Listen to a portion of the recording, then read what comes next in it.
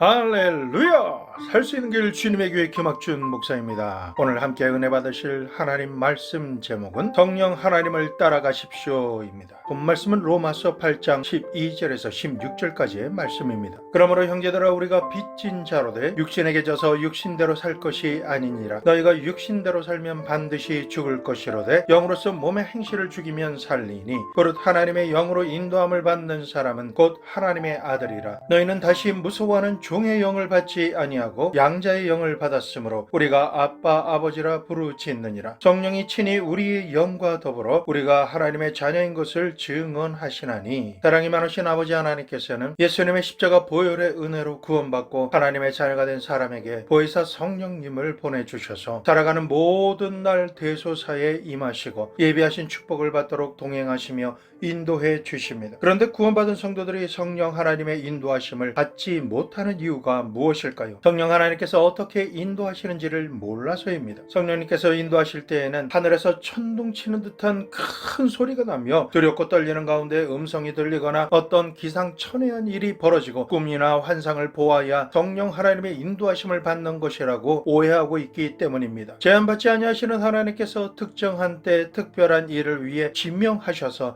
쓰실 사람에게는 그렇게 역사하시고 인도하십니다. 하지만 대부분의 사람에게는 그와 같이 인도하시지 아니하시기 때문에 그런 일이 일어나기를 하나님께 구하고 하나님께서 응답하심으로 인도하심을 받는 경우가 아니면 일반적으로 일어나지는 않습니다. 대부분 하나님의 음성이나 인도하심을 받지 못하면 자기 합리화를 하며 이렇게 말합니다. 내가 영적으로 부족하고 깨어있지 못하며 신령하지 못하기 때문에 하나님의 음성을 듣거나 인도하심을 받는다라는 것은 감히 생각지도 못합니다 라고 말합니다. 이런 고백은 겸손한 표현이 아닙니다. 자신이 아버지 하나님으로부터 버림받은 사람이며 버림받아도 되는 존재로 죄 많고 흠이 많은 인간으로 스스로를 바라보는 잦은 나중감의 사람입니다. 이 사람은 자신의 모든 죄와 저주와 허물을 모두 다 청산하신 예수님께서 하나님과 자신을 화목하게 하셨다라는 것을 믿지 못하는 사람입니다. 예수 그리스도의 공로를 인정하시는 하나님께서는 언제든지 하나님의 보좌 앞에 나와 하나님과의 친밀한 가운데 교제하며 아버지 하나님의 뜻을 알게 되고 인도하시는 성령 하나님의 인도하심을 받아 죽은 자 가운데서 다시 살리시는 부활의 능력으로 말미암아 할 수 있다 하면 된다 해보자 믿는 자에게는 능치 못할 것이 없다. 나는 하나님께 허락된 자녀이다. 예수 그리스도의 대속의 공로로 인해 아버지 하나님의 양자의 영을 받은 영에 속한 사람이요 언약을 유업으로 받은 자이다 라고 말할 수 있어야 합니다. 하나님께서는 나에게 말씀하시는 아버지시고 아버지의 마음을 하시는 성령 하나님께서는 아버지의 기쁜 뜻이 나의 삶을 통해 성취되도록 인도하시는 아버지 하나님의 영이십니다. 히브리서 11장 6절 말씀 믿음이 없이는 하나님을 기쁘시게 하지 못하나니 하나님께 나아가는 자는 반드시 그가 계신 것과 또한 그가 자기를 찾는 자들에게 상 주시는 이심을 믿어야 할지니라. 하나님의 나라는 믿음의 나라입니다. 하나님의 말씀을 믿기만 하면 무엇이든지 이루어지는 창조적인 나라입니다. 그러한 믿음이 없이는 하나님을 기쁘시게 못합니다. 기도를 드려도 응답을 상으로 받지 못한다라는 것입니다. 오늘 말씀을 통해 우리가 살아가는 모든 날 모든 순간마다 임하시고 강권하시며 인도하시는 성령 하나님을 아시기를 부탁드립니다. 첫째로 하나님의 자녀는 성령의 인도하심을 받습니다. 대부분의 성도님들은 성령님의 인도하심을 받으려면 자신의 지성과 이성과 의지를 버린 상태에서 황홀한 상태로 들어가야 인도하심을 받는 줄로 알고 있습니다. 그것은 대단히 위험한 신비주의입니다. 인격적인 하나님의 인도하심이 아닌 것입니다. 아담과 하와를 창조하신 하나님께서는 에덴에서 일어나는 모든 순간마다 친밀하게 대화하시며 아버지의 뜻을 알려주시고 이해시켜 주시는 하나님이십니다. 에덴에 거하게 하신 하나님께서는 친히 다스리시는 것이 아니라 아담에게 하나님의 대리인으로서 에덴을 다스리고 생육하며 번성하고 땅에 충만하고 왕처럼 다스리고 통치하며 제사장이 되어서 여호와 하나님을 예배하는 예배자로 에덴에 세워주신 것입니다. 아버지와 자녀가 함께 살아갈 수 있도록 하는 성령 하나님의 지혜와 지식의 영을 주심으로 지성을 활용하고 이성과 의지를 사용하도록 하셨습니다. 성령으로 충만하게 되면 하나님께 원하고 바라고 기도할 수 있습니다. 어떤 길과 선택을 하나님께서 원하시는지 분별하고 통찰력을 가지고 깨달을 수가 있게 됩니다. 집회에서 말씀을 전하는 가운데 병자를 치료하기 위해 기도드린 이후에는 성령님께서 조명해 주심으로 말미암아 알게 하시는 지식의 영이 우리에게 임함으로 말미암아 성령님께서 지금 치료하시는 내용을 알게 되어서 이와 같은 이런 선포를 하게 됩니다. 이 시간 백내장과 녹내장이 치료받았습니다. 눈이 점점 보이고 초점이 명확해지고 있습니다. 이 시간 간암이 나았습니다. 피부암이 나았습니다. 수술 이후 부작용으로 고통하는 가운데 이제는 하나님만이 온전히 치료하실 수 있습니다 라고 기도하시는 분의 기도를 하나님께서 들으셨습니다. 내가 너를 치료하노라. 칼로 베이는 듯한 통증, 멈추지 않고 계속되는 진통은 지금 깨끗하게 씻어지고 있다. 통증은 사라지고 시원하게 될지어다. 연약해진 장기와 근육과 골조지가 강력해지고 회복될지어다. 채워질지어다. 근육은 다시 생성될지어다. 성령 하나님께서 치유하시는 것이 육신의 눈으로 보이지는 않지만 행하시는 치유의 역사를 성령님께서 구체적으로 그냥 알려주시는 것입니다. 성령님께서 주시는 지식을 선포하는 것은 대단히 중요한 창조의 능력입니다. 우리가 질병을 고침받기 위해 기도드려도 실제로는 아프고 고통스럽습니다. 세상 의학 박사들이 포기하면 자신도 그 말을 그대로 받아들이며 하나님께 버림받은 것이 아닌가 낙심합니다. 하나님을 믿지만 혼돈스러워지고 어떻게 무엇을 해야 할지 공허해집니다. 아무런 방법이 보이지 않아서 그감이 기쁨에 있는 창세기의 첫 장면과 너무나 똑같습니다. 창조의 역사가 일어나기 전과 같다면 창조의 역사를 이루시는 하나님과 동일하게 하나님의 언약의 말씀을 의지하여 질병의 모든 대가를 채찍에 맞으심으로 피 흘리시고 십자가 위에서 보혈을 흘려주시며 죽으시고 다시 사신 예수님을 믿고 그 이름을 의지하여 깨끗하고 온전하게 나을 것을 선포하고 명령하는 것이 필요합니다. 특별히 성령 하나님께서 치유하시는 것을 알게 하시는 지식의 영으로 말미암아 주님께서 행하심을 담대하게 확신을 가지고 선포해야 하는 것입니다. 성령님께서 초자연적인 능력으로 지금 치료하고 계심을 믿는 믿음으로 선포하며 동행할 때 그 어떤 병이든 병의 근원은 끊어지고 질병의 저주는 떠나가며 살아나는 생기바람이 임하게 됩니다. 질병이 아무리 오래되었고 가망이 없어도 하나님은 제한받지 아니하시는 전능하신 하나님이십니다. 성령 하나님께서 인도해 주시는 치유 사역의 현장은 성령님께서 보여주시고 구체적으로 말씀해 주실 때도 있지만 99%는 성령님께서 그냥 깨닫게 하십니다. 알게 하십니다. 갑자기 머릿속에 떠오르는 장기나 단어로 어떤 질병으로 고통하시는 분을 지금 고쳐주시고 계심을 깨닫게 하십니다. 믿게 하십니다. 선포케 하십니다. 성령님께서는 우리의 지성에 성령님의 지성을 부어주셔서 깨달아 알게 하심으로 치유사역에 동행하게 하시는 것입니다. 성령님께서 치유사역의 주체자이십니다. 그러므로 성령의 능력이지 사람의 능력이 아닙니다. 어떤 장품 같은 것이 사람의 손에서 나가는 것이 아닙니다. 고침받기 원하는 자가 회개하고 성령의 인도하심을 받는 이가 아픈 자에게 손을 얹고 죄의 용서함을 받았음을 선포하며 치유를 위한 기도를 드리면 주님의 언약이 성취되며 성령의 능력이 임함으로 고침받습니다. 이러한 진리가 실상이 되는 것을 성령님께서 지식적으로 알게 하시는 것이 치유사역인 것입니다. 그러므로 성령 하나님과 동행하는 치유사역을 하실 때 예수님의 보혈의 공로를 의지하기만 하면 어떤 질병이든 치유가 허락되었다라는 확실한 믿음을 가지십시오. 선포하십시오.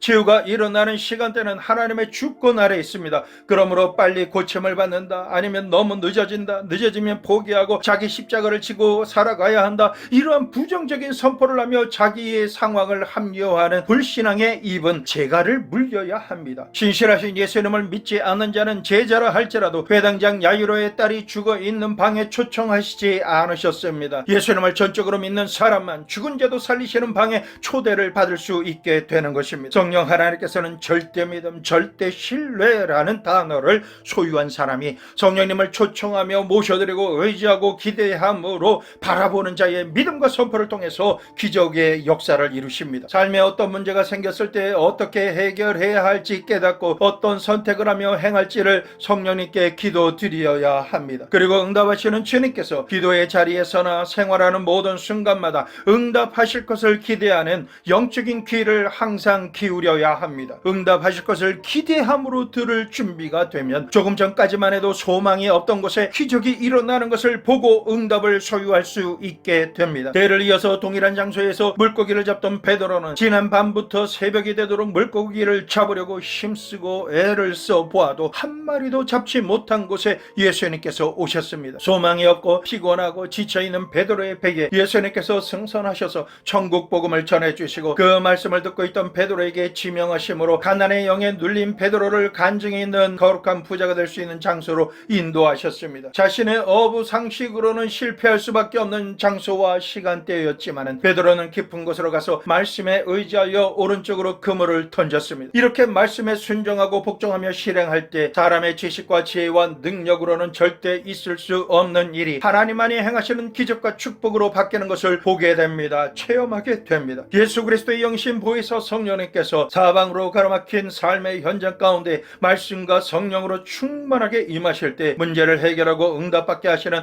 하나님의 지혜의 말씀을 듣게 하십니다. 이 말씀을 즉시 기쁘게 온전히 순종 복종하십시오. 그러면 살 길이 열립니다. 영육간의 거부가 되는 축복을 받게 되실 것입니다. 우리는 이처럼 매 순간마다 결정해야 하는 삶의 대소사에 언약의 말씀을 취해야 합니다. 축복하실 깊은 곳으로 인도하시는 성령 하나님을 의지하고 신뢰하며 행하게 된다면 문제를 축복으로 바꾸시는 일은 언제나 우리의 삶에 일어납니다. 인격자이신 성령 하나님께서는 우리를 대하실 때에도 인격적으로 인도하십니다. 우리의 지성을 무시하지 않으시고 이 길이 정론이 이 길로 행하라고 선택할 것을 깨닫게 하심으로 걸어갈 발 앞에 등을 비추시고 바라보고 나아갈 길에 빛을 비추어 주심으로 갈 길을 밝히 보이시고 인도하시며 동행하십니다. 지성으로 인도하신 성령 하나님께서는 우리의 감정을 통해서도 인도하십니다. 우리는 모두가 감정을 가지고 살아갑니다. 감정을 무시하고 버려는 사람은 사람이 아닙니다. 성경 말씀을 읽고 들을 때 하나님께서 기뻐하시는 것과 미워하시고 싫어하시는 것을 알게 하십니다. 그리고 하나님께서 싫어하시는 것을 우리도 싫어하고 떠나기를 명령하시고 하나님께서 기뻐하시는 것을 알게 하셔서 기뻐하기로 작정하는 감정을 가질 때 하나님과 동일한 감정을 가지고 살아가기로 작정한 사람을 성령님께서 인도하시는 것입니다. 우리의 삶의 모든 순간은 감정으로 이어지고 선택하게 되며 결과를 낳게 됩니다. 그러므로 기뻐하고 성내고 슬퍼하고 즐거워하는 이 감정을 어떻게 분리할 수 있겠습니까? 베드로는 고기를 잡으러 깊은 데로 가자라고 예수님께서 말씀하시기 전에 예수님께서 배에 타시고 물가에 모인 이들에게 말씀하실 때 예수님의 말씀을 들으며 깊은 감동을 받았습니다. 베드로가 감동을 받지 않았다라면 어부인 자신의 전문성을 내세워서 예수님의 인도하심을 무시하고 거부했을 것입니다. 성령님께서는 감정을 가지신 분이십니다. 신뢰하고 순종하지 않는 자를 거부하십니다. 근심하십니다. 탄식하십니다. 그러나 순종하는 자에게는 성령님께서 기뻐하시는 감정을 충만하게 느끼게 하시는 것이 성령 충만입니다. 우리가 자녀를 양육할 때 자녀들의 감정을 살피며 감정을 다스릴 수 있도록 많은 시간과 대가를 지불합니다. 왜 그렇게 할까요? 자녀와 한마음이 되어 행복하게 살기 위해서입니다. 자녀의 감정과는 상관없이 내 마음 내 뜻대로 선택하고 살아가면 자녀에게는 기쁨이 없습니다. 오히려 터질 것 같은 답답함으로 실망하고 분노하며 부모님과의 단절된 감정으로 인해 언젠가는 부모님을 떠날 것을 생각하게 될 것입니다. 반면 눈빛만 봐도 힘들어하는 것을 알 수 있는 부모는 자녀의 신음소리에도 문제를 해결해 주고 싶어서 애가 탑니다. 하던 일도 멈추고 대화하려고 합니다. 그래서 상처받은 자녀의 감정을 위로하고 격려하며 치유해 주려고 노력하게 됩니다. 자녀가 소망하며 행하는 일을 성취하고 성공했을 때 기뻐하는 모습을 보고 그 기쁨의 감정을 부모님은 함께 공유하며 기뻐합니다. 이와 같은 부모와 자녀의 관계가 우리와 함께 감정을 공유하시는 하나님의 감정과 동일합니다. 우리 안에 거하시는 성령님께서는 우리가 선택하면 안 되는 것을 선택하려고 할 때 우리의 마음에 강한 거부 반응을 일으키심으로 악한 자의 거짓 소금에 넘어가지 않도록 보게 하시고 분별하게 하십니다. 기도하지 않고 자신이 죄인되어 자신 감정에 의해서 결정하며 자기 뜻대로 행한다라면 주님께서 절대 책임져 주시지 않습니다. 악한 원수 마귀는 감정을 통해 불순종하도록 유혹합니다. 보암직하고 먹음직하며 지혜롭게 할 만큼 탐스럽게 할 것 같은 정보로에 속아서 욕심이 생기도록 감정을 부추기면서 눈이 가고 발이 가며 손이 가서 선악과를 먹으며 불순종의 강을 건너게 합니다. 성령께서는 말씀에 불순종하는 그 강을 건너지 말라시며 마음속에 일어나는 두 가지 감정이 부딪히게 하십니다. 하나님의 법과 죄의 법이 싸우게 하시는 것입니다. 하나님의 말씀을 선택하면 당장은 아쉬운 감정과 후회를 할 것 같지만 성령 하나님의 칭찬과 함께 하나님께서 주시는 응답의 상을 받게 하십니다. 반면 죄의 유혹에 사로잡히면 양심의 화인을 맞아서 무감각해지다가 죽어버립니다. 하나님께 회개해야 하는데 자꾸 겉돌며 하나님 앞에서 아담과 하와처럼 숨게 됩니다. 하나님께 죄를 지었지만 하나님의 보호하심과 공급하심을 받기 위해서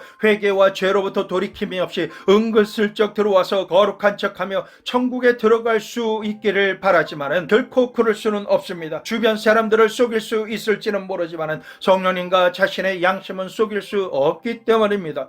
그러므로 성령 하나님께서 우리의 감정에 거부 반응을 일으키셔서 불안하고 싫어지고 미워하게 하시면 그것이 무엇이든 선택하면 안 됩니다. 죄를 선택할 때의 특징은 자신의 감정과 양심이 자기가 선택한 것과 행동이 죄임을 알면서도 합리화시켜서 자신과 다른 사람을 설득하려 합니다. 심지어 죄를 선택하고 지으려고 할 때 핑계를 대기 위해서 꼭 목사님께 나아가 말하며 설득하고 힘있는 지인들을 설득하려고 합니다. 자신은 그 사실을 알면서도 다른 사람을 기만하는 것입니다. 그런 행동은 하와가 아담에게 그랬듯이 자기만 죄를 짓는 것이 아니라 합리적으로 설득당한 사람조차 말이나 행동으로 죄를 짓게 하는 것입니다. 성령 하나님께서는 이러한 죄에 빠진 생각을 선택할 때부터 알고 계십니다. 다음으로는 죄를 지으려 할 때 강한 거부 반응의 감정과 반대로 할 수 없을 때 할 수 있도록 하시는 절대 긍정의 감정으로 인도하시는 성령 하나님의 역사하심이 있습니다. 성령님께서 절대 긍정의 감정을 주실 때에 상황과 환경은 그리 좋지 않을 때가 많습니다. 부딪히는 한계의 상황으로 인해서 사방으로 가로막힌 것 같고 포기해야만 할 것 같은 상황임에도 불구하고 계속해서 인내하고 돌파해야만 할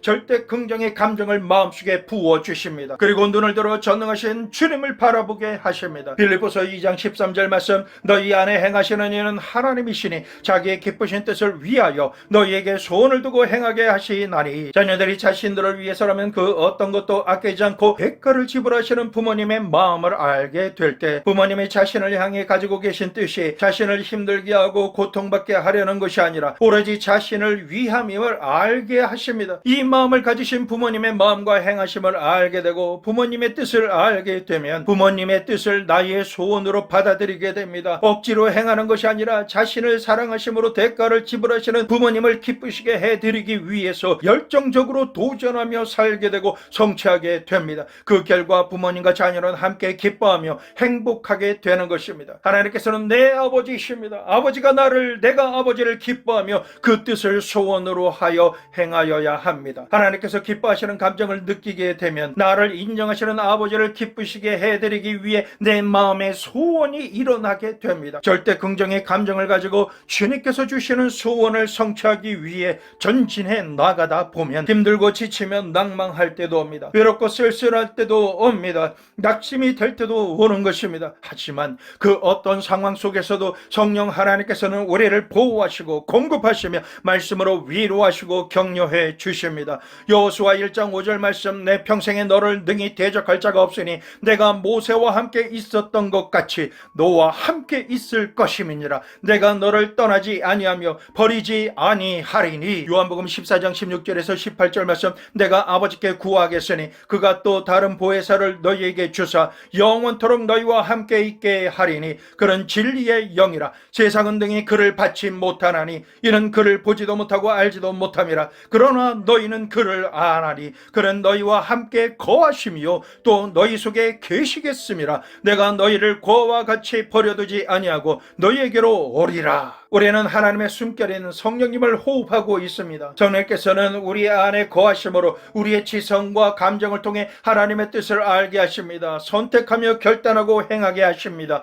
소원을 성취하는 주인공이 되도록 능히 할 수 있는 능력으로 부어주시고 동행하십니다. 둘째로 성령께서는 우리를 예수님의 십자가 앞으로 인도하십니다. 성령 하나님께서는 어느 교회나 교단으로 인도하시지 않습니다. 어떤 사람에게로 인도하지 않습니다. 성령 하나님은 죽을 수밖에 없는 우리를 위해 생명으로 대가를 지불하시고 모든 죄와 저주와 허물을 청산하신 예수님의 십자가 앞으로만 우리를 인도하십니다. 예수님께서도 자신을 자랑하지 않으시고 오직 하나님을 높이시고 자랑하셨듯이 성령님께서도 자신을 자랑하시지 않으시고 오직 하나님의 아들 예수 그리스도만을 자랑하시고 드러내시는 분이십니다. 성령 하나님께서는 성막의 성소에서 등장대가 떡상을 비추듯이 말씀의 육신이 되신 참떡이신 예수님만을 비추셔서 십자가에서 고난당하신 의미를 깨닫게 하시고 나와 상관이 있도록 하십니다.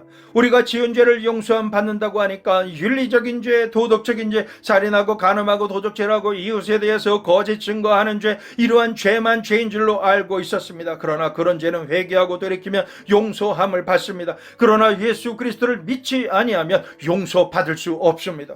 예수 그리스도를 믿고 구원받게 하시는 성령의 역사를 회방하는 죄는 결코 용서받지 못하게 되는 것입니다. 예수님께서 우리에게 오셔서 우리의 과거와 현재와 미래의 죄를 모두 다 다 한 몸에 짊어지시고 십자가 위에서 몸짓고 피 흘려 주심으로 말미암아 청산해 주셨습니다. 이렇게 우리의 모든 죄를 대속해 주신 예수 그리스도를 구주로 모셔드리고 모든 죄를 용서함 받지 아니하면 이것이 가장 무섭고 큰 죄인 것입니다. 주님께서 우리를 인도해 주시는 것은 예수님을 믿고 영접함으로 죄를 용서함 받고 의인이 될 수 있는 길로 인도하시고 진리를 깨닫게 하심으로 영생의 생명을 가지도록 역사하시는 것입니다. 다음으로 성령 충만함을 받아야 될 이유가 무엇일까요? 세상을 살아가는 우리의 마음은 항상 무엇인가 목마르고 갈급합니다. 그러나 이제는 홀로 이러한 목마름을 감당하며 살지 않아도 되었습니다. 예수님께서 말씀하십니다. 요한복음 7장 37절에서 38절 명절 끝날 곧 큰 날에 예수께서 서서 외쳐 이르시되 누구든지 목마르거든 내게로 와서 마시라. 나를 믿는 자는 성경의 이름과 같이 그 배에서 생수의 강이 흘러나오리라 하시니, 인생을 살아가며 목마름을 느낄 때와 광야를 지난 것과 같은 삶과 버림받은 심정으로 가득 찬 삶을 살 때 마태복음 27장 46절 제9시쯤 예수께서 크게 소리질러 이르시되 엘리 엘리 라마 사박다니 하시니 이는 곧 나의 하나님 어찌하여 나를 버리셨나이까 하는 뜻이라. 요한복음 19장 28절 후반절 성경을 응하게 하려 하사 이르시되 내가 목마르다 하시니, 우리가 하나님과 사람에게 버림받는 것과 현실의 삶의 목마름을 예수님께서 이미 십자가상에서 다 감당하신 것입니다. 예수님께서 아버지 하나님으로부터 버림받으셨으며 죽음에 이르는 목마름을 친히 감당하신 것입니다. 성령 하나님께서는 우리를 십자가 앞으로 인도하셔서 목마름을 해결해 주시는 예수님의 보혈과 생명수를 마시게 하십니다. 우리로 하여금 더 이상 하나님과 세상에 버림받지 않게 하십니다. 더 이상 타는 듯한 목마름으로 죽지 않게 하시는 것입니다. 성령 하나님께서는 예수 그리스도를 믿음으로 말미암아 치료받는 자리로 우리를 인도하십니다. 세상은 그 정도의 차이는 있지만 모두가 마음과 육신이 심각하게 병들어 있는 상태로 살아가고 있습니다. 주님께서는 치유하시는 예수님을 깨달아 알게 하시고 체험하게 하시는 곳으로 우리를 인도하십니다. 마태복음 8장 17절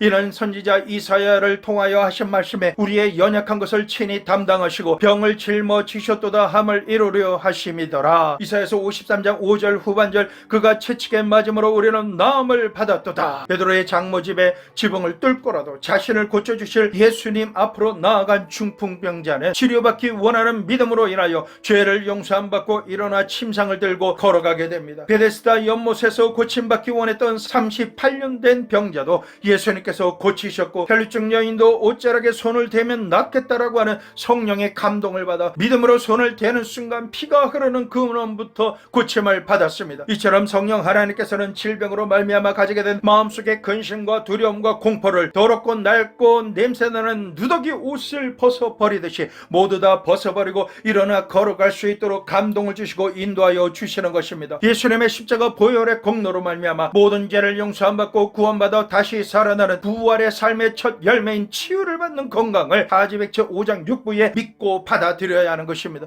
지금도 우리 주 예수 그리스도께서는 우리의 삶의 모든 순간마다 손을 내밀어 주시며 말씀으로 치료하시는 치료자로 임하시고 역사해 주십니다. 치유의 자리로 인도하셨던 성령님께서는 저주의 나무 십자가에 달려 죽으시고 우리의 모든 저주를 청산하실 예수님의 십자가 앞으로 우리를 인도하시는 것입니다. 갈라디아서 3장 13절 그리스도께서 우리를 위하여 저주를 받은 바 되셔 율법의 저주에서 우리를 속량하셨으니 기록된 바 나무에 달린 자마다 저주 아래 있는 자라 하였음이라. 성령님께서는 우리에게 저주의 나무를 가르쳐 주시면서 너를 대신해서 예수님께서 저 나무에 달려서 저주를 받으셨으므로 이제 너는 저주와 상관없이 하나님의 축복이 너희에게 임하였고 버림받은 땅에서 하나님께 용서받은 땅으로 들어가게 되었으며 미움받던 자리에서 사랑으로 저주에서 축복으로 너의 자리는 옮겨졌다. 그러므로 우리는 더 이상 가난의식, 저주의식, 패배의식, 버림받은 자의 의식, 절망의 의식을 모두 다 더러운 옷을 벗어버리듯 벗어버리고 예수 그리스도 안에서 하나님께서 친히 예비해 주신 은총과 축복을 누리시는 새 사람이 되어서 전국의 삶을 살게 되기를 축원합니다. 저주의 나무 십자가에서 예수님께서 처참하게 못 박혀 죽으신 것은 죄를 지으며 불의하고 추악하고 저주를 받아 절망적인 삶, 더럽고 냄새나며 낡아서 수치스럽게 하던 누더기 옷과 같은 인생을 살 수밖에 없었던 것을 청산해 주시고 새 옷을 입게 하시는 것입니다. 예수 그리스도로 인하여 우리는 앞으로 전개될 새 하늘과 새 땅과 새 예루살렘, 눈물과 근심과 탄식과 죽음과 이별하는 것이 없는 영생하도록 하는 새로운 삶의 세계가 우리 앞에 있기에 이러한 천국의 삶을 살 수 있도록 준비하라고 성령님께서 깨닫게 하여 주시는 것입니다. 고린도후서 5장 17절 말씀, 그런즉 그리스도 안에 있으면 새로운 피조물이라 이전 것은 지나갔으니 보라 새 것이 되었도다. 오늘날 수많은 교회가 성령 하나님을 인정하지 않습니다. 환영하고 모셔드리지 않습니다. 그러나 성령 하나님께서는 예수 그리스도와 못 박히신 십자가 밑으로 우리를 이끌어 주시는 것입니다. 이 때문에 바울 선생은 예수 그리스도와 그 십자가에 못 박히신 것 외에는 내가 알지 않기로 결심했다라고 말씀하십니다.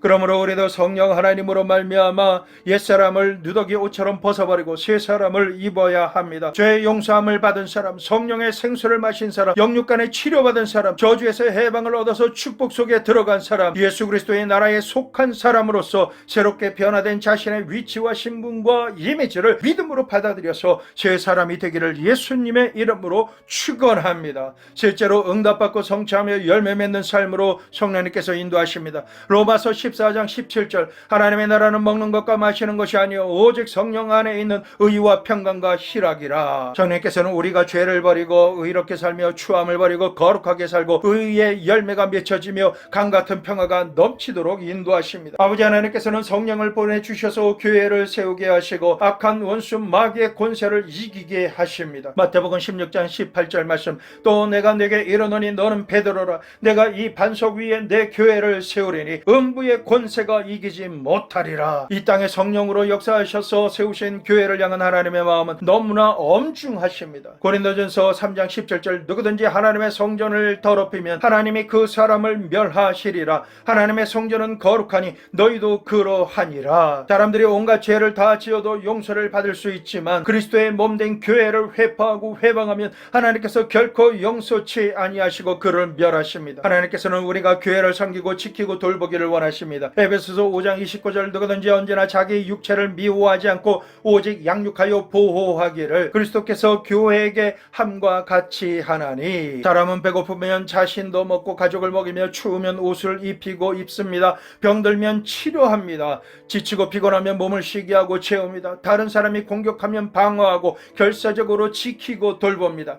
이처럼 성령 하나님께서는 우리를 통하여 사람이 자신의 육체를 돌보듯 교회를 세우게 하시고 돌보며 지키는 일에 열심히 특심이 되게 하십니다. 주님의 교회는 하나님께서 예배받으시며 거하시는 처소입니다. 만민이 기도하는 집입니다. 예수님의 몸으로 연합된 우리가 성령의 인도하심 가운데 하나님의 나라가 임하며 다스리시고 응답과 기적과 축복이 넘치는 천국의 삶을 살 수 있도록 하는 하나님과 성도들이 연합된 영혼과 실제의 장소입니다. 주님의 교회는 건축가가 자재를 가지고 건물의 형태로 지은 건물이 다가 아닙니다. 에베소서 2장 20절에서 22절, 너희는 사도와 선지자들의 터 위에 세우심을 입은 자라. 그리스도 예수께서 친히 모퉁이 돌이 되셨느니라. 그 안에서 건물마다 서로 연결하여 주 안에서 성전이 되어가고 너희도 성령 안에서 하나님의 거하실 처소가 되기 위하여 그리스도 예수 안에서 함께 지어져 가느니라. 우리는 성령 충만한 사도들과 선지자들의 터 위에 세우심을 입은 자들입니다. 그리고 건물의 모퉁이 돌이 되시는 예수님을 중심으로 서로 연결된 건물이 되어지고 성령 하나님께서 거하시는 거룩한 성전이 되도록 예수님 안에서 성령과 함께 교회로 지어져 갑니다. 영적으로 지어지고 성령께서 주시는 능력으로 지어지며 성령님께서 직분과 분량과 믿음대로 세워주시는 일에 사명을 감당함으로 교회가 되어서 살아가야 하는 것입니다. 우리를 말씀과 성령으로 세우시는 목적은 땅끝까지 복음을 전하는 증인의 삶을 살라라고 세워주시는 것입니다. 마가복음 16장 15절, 또 이르시되 너희는 온 천하에 다니며 만민에게 복음을 전파하라. 사도행전 1장 8절, 오직 성령이 너희에게 임하시면 너희가 권능을 받고 예루살렘과 온 유대와 사마리아와 땅끝까지 이르러 내 증인이 되리라 하시니라. 우리에게 임하신 성령 하나님은 증언의 영이십니다. 성령이 임하시면 믿지 않는 가족과 친척과 형제들에게 복음을 전하지 않을 수가 없습니다. 예수님께서 그리스도이심을 증거하시고 우리가 감당해야 하지만 감당할 수 없어서 상하고 찢기며 고통받고 눌리는 모든 문제를 대신 감당하심으로 살 수 있는 길을 열어주신 분이심을 증거해야 합니다. 무엇보다 죽을 수밖에 없는 우리를 대신하여 죽으시고 부활하셨기에 우리가 다시 살 수 있는 근거와 소망이 되신다라는 것을 증거하고 이제 곧 종말이 다가옵니다. 그때 천국 백성이 되느냐 지옥으로 가느냐 이것이 갈라지게 되는 것입니다.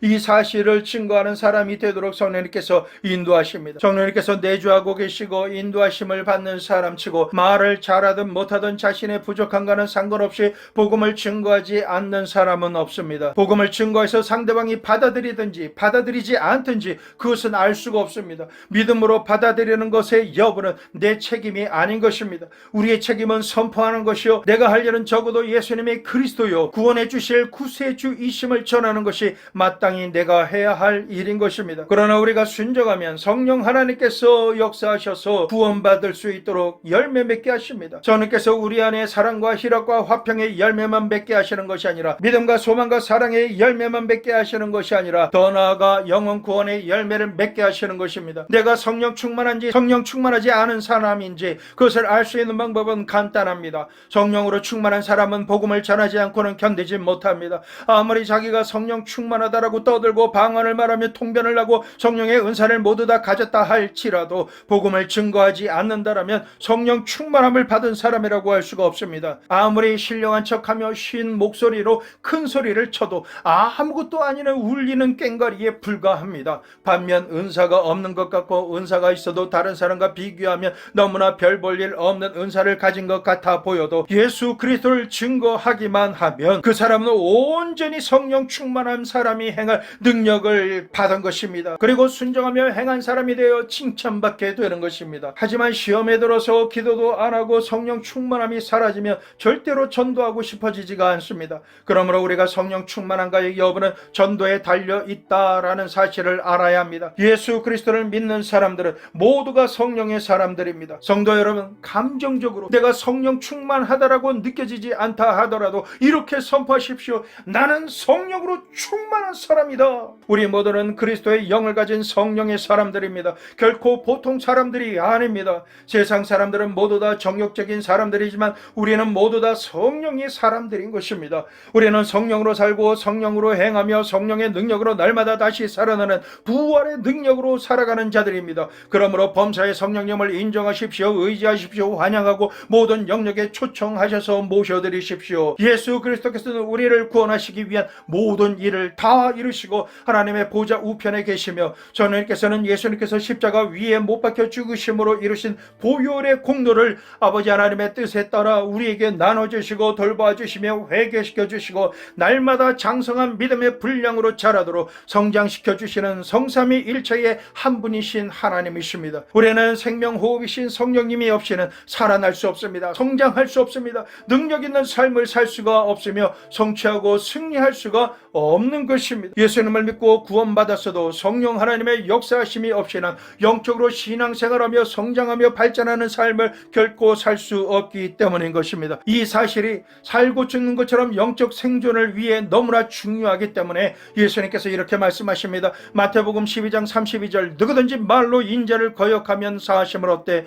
누구든지 말로 성령을 거역하면 이 세상과 오는 세상에서도 사하심을 얻지 못하리라. 이처럼 성령 하나님께서 주님의 교회와 우리의 신앙생활에 얼마나 중요한 지위를 가지고 계시다라는 것을 꼭 알아야 합니다. 성령님은 우리와 영원히 함께 계시면서 우리를 인도해 주시고 예수님의 십자가 밑에서 날마다 거듭나는 새 사람이 되게 하시며 깨닫게 하셔서 성령의 열매로 믿음, 소망, 사랑의 열매를 맺게 하시고 의와 평강과 희락의 열매도 맺게 하십니다. 가시적인 교회를 세우고 스스로 하나님의 말씀과 뜻을 이루며 예배자가 되게 하셔서 삶이 예배가 되고 예배가 삶이 되도록 하는 성전이 되어지고 다른 사람들과 연합함으로 하나님의 교회로 확장되는 열매를 맺게 하십니다. 성령 하나님을 숨쉬는 순간마다 호흡하며 의지하고 인도하심을 받아 순종하며 동행하는 삶을 살아가게 될 때 우리의 삶은 하나님의 영광과 축복으로 가득 찬 풍성한 천국의 삶으로 살아가게 되는 것입니다. 이와 같은 복 있는 생명과 능력과 은혜가 충만하시기를 예수님의 이름으로 축복합니다.